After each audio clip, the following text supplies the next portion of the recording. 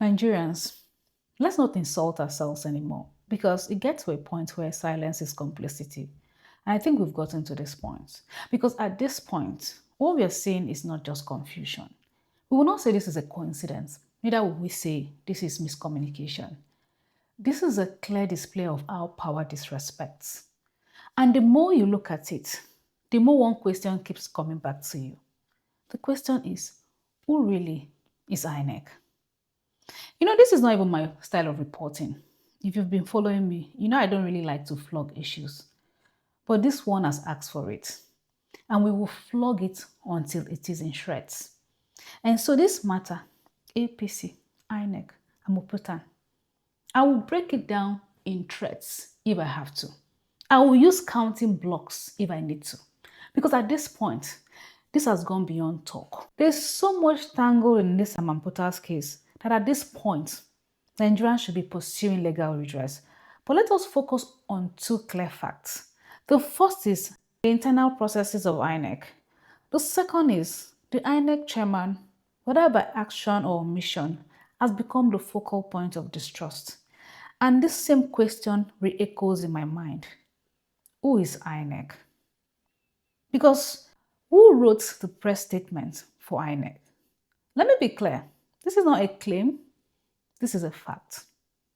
The special assistant to the president on social media, Olusegun Dada, released a press statement on April 10, 2026 at about 20:12 p.m. That is 12 minutes past 8.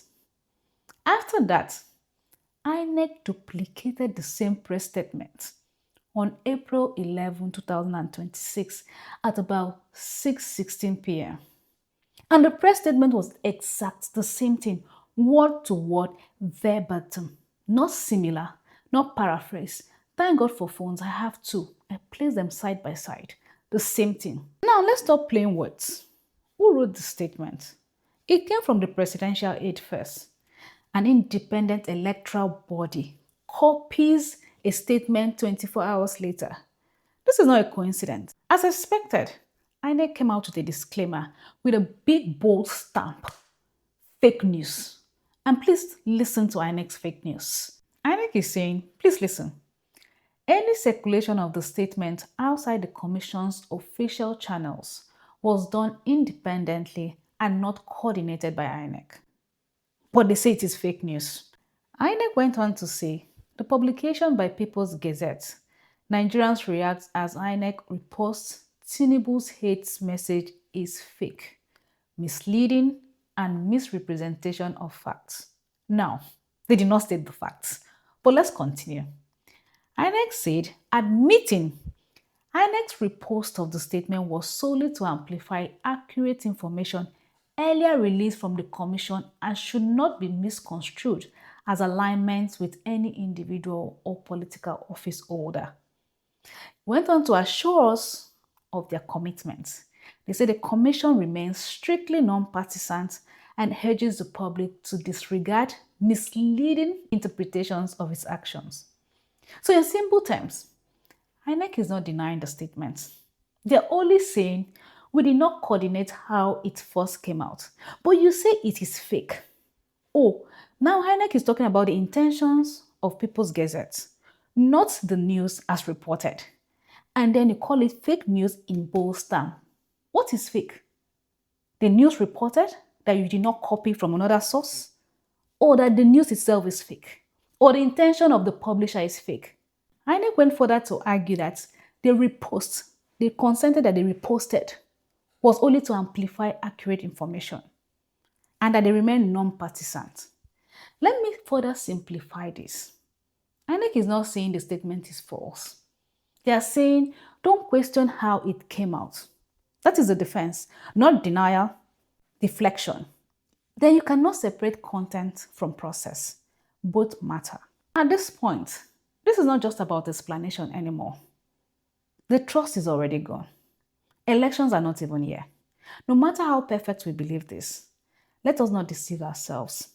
And let me say this clearly. This is not just about deception, because if you're going to deceive people, at least there should be some level of coordination. At least there should be some level of thinking. But what we are seeing here is a complete absence of both. Because how do you not even align the time? How do you not even consider that people will check? How do you not even realize that today's world, everything is traceable, everything is comparable?